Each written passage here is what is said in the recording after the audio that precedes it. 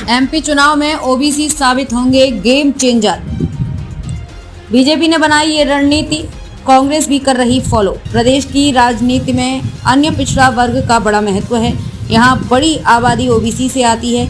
इस वर्ग को अपनी ओर करने के लिए कांग्रेस ने 27% ओबीसी आरक्षण का दांव चला, लेकिन सफल नहीं हो सका। भाजपा ने इसे जमकर भुनाया, कांग्रेस को घिरा और नए नेतृत्व को आगे भी बढ़ाया। प्रदेश में उमा भारती, बाबूलाल गौर और शिवराज सिंह चौहान को मुख्यमंत्री बनाया तो भूपेंद्र सिंह, प्रदीप पटेल, कृष्णा गौर सहित अन्य नेताओं को आगे बढ़ाया। लेकिन कांग्रेस में ओबीसी नेताओं का टोटा है। विंध्य से आने वाले राजमणि पटेल की राज्यसभा भेजकर आगे बढ़ाने का प्रयास किया, लेकिन वे भी प्रभाव नहीं छोड़ पाए। पूर्व प्रदेश कांग्रेस अध्यक्ष अरुण यादव और जीतू पटवारी पार्टी राजनीति के शिकार हो गए, तो अब कांग्रेस ने पूर्व मंत्री कमलेश्वर पटेल को विंध्य में आगे किया है। कद बढ़ाने के लिए एआईसीसी का सदस्य बनाया है। विंध्य में अब तक अर्जुन सिंह या श्रीनिवास तिवारी जैसे स्वर्ण नेता ही सियासत में आगे रहे हैं। ये पहला अवसर है जब कांग्रेस ने विंध्य से सवर्ण को पीछे कर ओबीसी को आगे बढ़ाया है।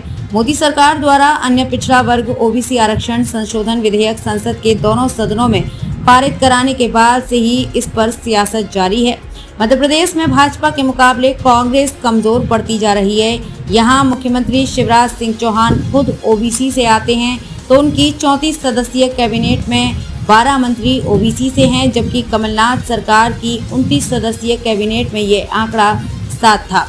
केंद्र में भी प्रधानमंत्री नरेंद्र मोदी ओबीसी से हैं, उनकी कैबिनेट में 27 मंत्री इसी वर्ग से आते हैं। मध्य प्रदेश में कांग्रेस के साथ मुश्किल है कि उसके पास ओबीसी वर्ग से गिने चुने चेहरे हैं, लेकिन आपसी खींचतान में वो संगठन में ही अस्तित्व का संघर्ष करते नजर आ रहे हैं। प्रदेश की सियासत में अब जातिगत समीकरणों से सत्ता हासिल करने की प्रवृत्ति देखी जा रही है।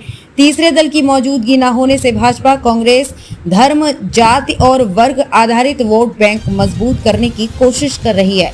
प्रदेश की कुल आबादी में ओबीसी में शामिल विभिन्न जातियों की हिस्सेदारी 50% से अधिक बताई जाती है। संगठन के स्तर पर भी देखें तो कांग्रेस में पूर्व प्रदेश अध्यक्ष अरुण यादव ओबीसी से आते हैं, लेकिन अब तक उनकी उपेक्षा का क्रम जारी है। पूर्व मंत्री जीतू पटवारी भी पार्टी में हाशिए पर हैं। सचिन यादव, हर्ष यादव, सुखदेव पांसे जैसे पूर्व मंत्री भी सियासी परिदृश्य में कमजोर दिखते हैं। कांग्रेस में कई दिग्गज युवा नेताओं के पास अवसर की कमी है। इसके विपरीत भाजपा में पिछड़ा वर्ग के नेताओं की कतार है। सीएम शिवराज के साथ नगरीय विकास और आवास मंत्री भूपेंद्र सिंह सहित कई दिग्गज मंत्री ओबीसी के बीच पैठ मजबूत करने में लगे हैं।